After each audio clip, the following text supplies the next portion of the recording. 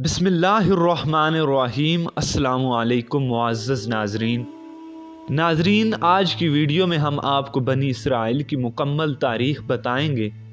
बनी इसराइल पर अल्लाह रब्बुल इज़्ज़त के इनामात और बनी इसराइल की नाफरमानियाँ बताएंगे और आपको बताएंगे कि यहूदी जो अल्लाह रब्बुल इज़्ज़त की पसंदीदा कौम थी, वो नापसंदीदा कौम कैसे बनी। नाज़रीन, हज़रत इब्राहीम अलैहिस्सलातु वस्सलाम के बेटे हज़रत इस्माईल अलैहिस्सलाम और छोटे बेटे हज़रत इसहाक अलैहिस्सलाम थे। खाना काबा हज़रत इब्राहीम अलैहिस्सलातु वस्सलाम और उनके बड़े बेटे हज़रत इस्माईल अलैहिस्सलातु वस्सलाम ने आज से तकरीबन 4000 साल कबल तामीर किया था। अलबत्ता कुछ हवालों से पता चलता है कि इसी जगह हज़रत नूह अलैहिस्सलातु वस्सलाम ने काबा तामीर किया था। हज़रत इब्राहीम अलैहिस्सलातु वस्सलाम ने फ़लस्तीन के इलाके बैतुल मक़दस में भी इबादतगाह तामीर की थी और हज़रत इसहाक अलैहिस्सलातु वस्सलाम वहाँ इबादत करते थे, मगर हज के लिए वो मक्का मुकरमा ही आया करते थे। नाज़रीन, हज़रत इसहाक अलैहिस्सलातु वस्सलाम के बेटे हज़रत याकूब अलैहिस्सलातु वस्सलाम थे। हज़रत याकूब अलैहिस्सलातु वस्सलाम का ही लक़ब इसराइल था। इसराइल के मानी हैं अब्दुल्ला, यानी अल्लाह का बंदा। हज़रत याकूब हज़रत इसहाक अलैहिस्सलातु वस्सलाम के बेटे थे, जिनकी बशारत अल्लाह ताला ने हज़रत इब्राहीम अलैहिस्सलाम को दी थी कि तुम्हारे यहाँ एक बेटा होगा जिसका नाम इसहाक होगा और वो नबी होगा, और एक पोता होगा जिसका नाम इसहाक अलैहिस्सलातु वस्सलाम के बेटे होगा और उसका नाम याकूब होगा, वो भी नबी होगा। हज़रत याकूब अलैहिस्सलातु वस्सलाम के 12 बेटे थे, जिनमें एक हज़रत यूसुफ़ अलैहिस्सलातु वस्सलाम भी थे, वो भी नबी थे। इसी तरह हज़रत याकूब अलैहिस्सलातु वस्सलाम को बनी इसराइल कहा जाने लगा। हज़रत याकूब अलैहिस्सलातु वस्सलाम के एक बेटे का नाम यहूदा था और इसी निस्बत की वजह से यहूदी कौम अपने आप को यहूदी कहलवाते हैं और यहूदियों के मुल्क का नाम इसराइल है। नाज़रीन, हज़रत याकूब अलैहिस्सलातु वस्सलाम के बेटे हज़रत यूसुफ़ थे, जो मिस्र के बादशाह बने। बनी इसराइल में ही मूसा अलैहिस्सलातु वस्सलाम मिस्र में पैदा हुए।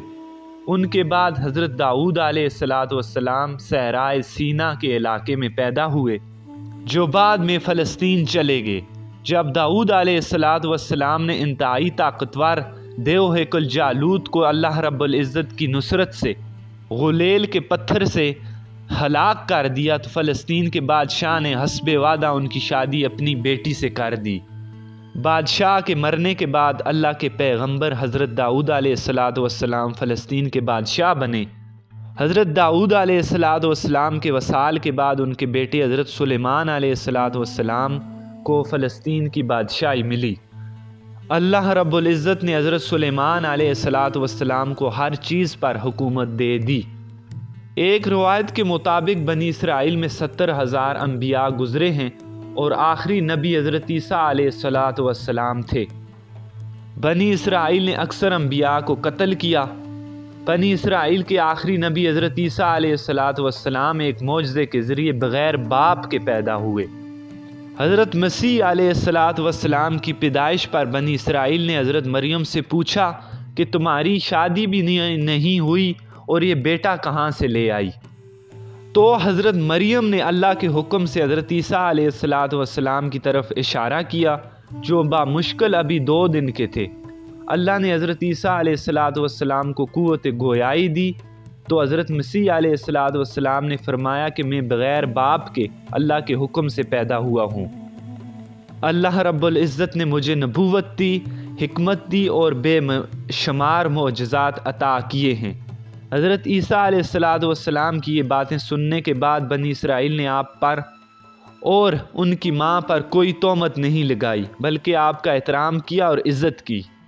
हज़रत मसीह अलैहिस्सलातु वस्सलाम ने अल्लाह के हुक्म से नबूवत के फ़राइज़ अदा करना शुरू किए और अल्लाह का पैगाम पहुँचाना शुरू किया, तो बनी इसराइल ने आप पर तोहमतें लगाना शुरू कर दी और हज़रत मसीह अलैहिस्सलातु वस्सलाम की मुखालफत शुरू कर दी।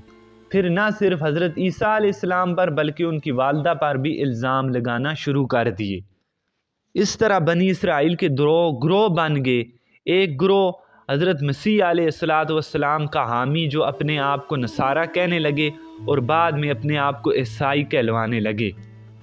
ناظرین، اور دوسرا گروہ جو حضرت عیسیٰ علیہ الصلاۃ والسلام کی مخالفت اور دشمنی رکھنے والا تھا، وہ گروہ حضرت مسیح علیہ الصلاۃ والسلام کے لیے روم کے بادشاہ سے آپ کے لیے پھانسی کا حکم لے آئے، مگر اللہ تعالیٰ نے حضرت عیسیٰ علیہ الصلاۃ والسلام کو ایک معجزے کے ذریعے زندہ آسمانوں پر اٹھا لیا، اور یہی گروہ بعد میں اپنے آپ کو یہودی کہلوانے لگے۔ رسول اللہ صلی اللہ تعالیٰ علیہ وسلم کی سب سے زیادہ مخالفت یہودیوں نے کی اور ان کی نسبت عیسائیوں نے کم کی۔ ناظرین، اللہ رب العزت نے بنی اسرائیل کو تمام قوموں پر فضیلت دی تھی، مگر ان کی نافرمانیوں کے سبب اور انبیاء کے قاتل ہونے پر اللہ رب العزت نے انہیں اپنے آپ سے دور کر دیا۔ جب فرعون نے بنی اسرائیل کو ظلم کا نشانہ بنایا تو فرعون لڑکوں کو قتل کر دیتا اور لڑکیوں کو زندہ چھوڑ دیتا، تو اللہ رب العزت نے موسیٰ علیہ نبینا کی قیادت میں بنی اسرائیل کو فرعون سے نجات دلائی۔ جب بنی اسرائیل نے فرعون سے نجات حاصل کر لی تو کوہ طور کے مقام پر اللہ رب العزت نے موسیٰ علیہ السلام کو 40 روز کے لیے بلا لیا۔ حضرت موسیٰ علیہ السلام کے جانے کے بعد بنی اسرائیل نے بچھڑے کی پوجا شروع کر دی، جو سامری نامی ایک آدمی نے بنایا تھا، جو تھوڑی بہت آواز بھی نکالتا تھا۔ جب موسیٰ علیہ نبینا کو پتہ چلا تو وہ واپس آئے اور اللہ کے حکم سے بچھڑے کی پوجا کرنے والوں کو قتل کر دیا اور اس آدمی کو چھوڑ دیا جس نے بچھڑا بنایا تھا۔ حضرت موسیٰ علیہ السلام کے ماننے والے اللہ کے آگے توبہ طائب ہوئے اور اللہ سے معافی طلب کی۔ ناظرین، بنی اسرائیل کے سرداروں نے، جن کی تعداد 70 کے قریب بتائی جاتی ہے، موسیٰ علیہ السلام سے مطالبہ کیا کہ جب تک ہمیں اللہ رب العزت کا دیدار نہیں کروایا جاتا ہمیں آپ کی بات کا یقین نہیں ہوگا۔ جب یہ موسیٰ کے ساتھ کوہ طور پر اللہ کا دیدار کرنے گئے تو اللہ کے نور سے سارے ہلاک ہو گئے، مگر موسیٰ علیہ نبینا کی دعا کے بعد رب العزت نے پھر انہیں زندہ کر دیا اور معاف کر دیا۔ ناظرین، اللہ نے فرمایا کہ ہم نے بنی اسرائیل پر بادلوں کا سایہ کیا۔ جب فرعون غرق ہوا اور بنی اسرائیل موسیٰ علیہ السلام کے ساتھ صحرا میں آئے تو وہاں کھانے کو کچھ نہ تھا۔ ان کی تعداد 6 لاکھ تھی۔ پھر موسیٰ علیہ السلام نے کھانے کے لیے دعا کی، اللہ رب العزت نے آسمانوں سے ان کے لیے من و سلوہ کا انتظام کر دیا۔ ناظرین، موسیٰ علیہ السلام نے اللہ سے اپنی قوم کے لیے پانی کے لیے دعا کی تو اللہ نے ایک پتھر بتایا کہ اس پر اپنا عصا ماریں، تو اس پر حضرت موسیٰ علیہ السلام نے اپنا عصا مارا تو 12 چشمے پھوٹ پڑے۔ بنی اسرائیل کے 12 قبیلے تھے، ہر قبیلہ اپنے چشمے سے پانی پیتا تھا۔ ناظرین، بنی اسرائیل کے متعلق تاریخی حقیقت یہ ہے کہ انہوں نے اکثر انبیاء کو قتل کیا، جن میں ان کے اپنے قبیلے کے حضرت زکریا علیہ السلام اور حضرت یحییٰ علیہ السلام بھی شامل تھے۔ حضرت عیسیٰ علیہ السلام بھی اسی قبیلے سے تھے۔ ناظرین، حضرت موسیٰ علیہ السلام نے یہودیوں کی ترقی کے لیے بہت سی محنت و مشقتیں اٹھائیں، لیکن ان کی اکثریت فرعون کی غلامی سے باہر نہ نکل سکی۔ ان کو فرعون سے آزادی اور حریت حاصل ہونے پر، تورات کے نزول پر، صحرائی زندگی کے انعامات اور من و سلوہ کے انعامات سے نوازا گیا، لیکن ان تمام تر انعامات کے باوجود وہ بنی اسرائیل حضرت موسیٰ علیہ السلام کے دین کی دھجیاں اڑاتے رہے۔ ان تمام تر خامیوں کی وجہ سے اللہ انہیں حکومت سے دور کر دیا، حکومت سے بالکل محروم ہو گئے۔ معاشی بے انصافی کے نتیجے میں ان پر معاشی حوالے سے محتاجی وارد کر دی گئی۔ ناظرین، یہودیوں کی پوری تاریخ اللہ کی نافرمانی، تورات سے دوری اور دوسری آسمانی کتب سے لا تعلقی پر مبنی رہی ہے۔ کوئی قوم ظلم اور بربریت کو اپنا شعار بنائے تو وہ دنیا میں بری طرح ماری جاتی ہے۔ بنی اسرائیل عصیان و عدوان پر کاربند رہے۔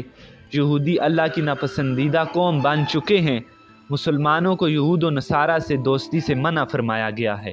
ناظرین، اسی امید کے ساتھ کہ آپ کو ہماری ویڈیو اچھی لگی ہوگی، بہت جلد ملتے ہیں نئی اور تحقیقی ویڈیو کے ساتھ۔ وما علینا